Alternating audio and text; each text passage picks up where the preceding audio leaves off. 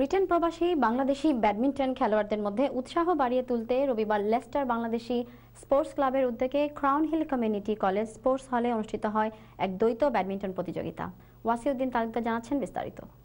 Leicester Bangladeshi sports ক্লাবের দ্বৈত badminton প্রতিযোগিতায় অংশ নিতে সকাল 10টা হতেই স্থানীয় ক্রাউন হিল কমিউনিটি স্পোর্টস হলে ব্রিটেনের বিভিন্ন শহরের ব্যাডমিন্টনমোদী বিপুল সংখ্যক মানুষের সমাগম ঘটে।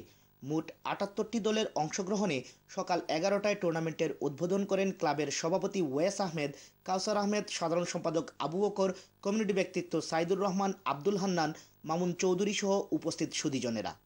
ক্যাটাগরি বি এন্ড সি ও ক্যাটাগরি ডি গ্রুপের নকআউট পদ্ধতির এই টুর্নামেন্টে এবছর বি এন্ড সি গ্রুপে চ্যাম্পিয়ন হয় লন্ডনের দেলোয়ার সোহান জুটি ও রানার্স আপ হয় কভেন্ট্রির নিজাম জাফর জুটি। আর ক্যাটাগরি ডিতে সেন্ট আলবন্সের জাহাঙ্গীর রিপন চ্যাম্পিয়ন ও শেফিল্ডের ফখরুল জয়নাল রানার্স আপ হবার গৌরব অর্জন করেন। খেলা শেষে ইব্রাহিম আলীর পরিচালনায় বিজয়ীদের হাতে পুরস্কার বিতরণ করা হয়।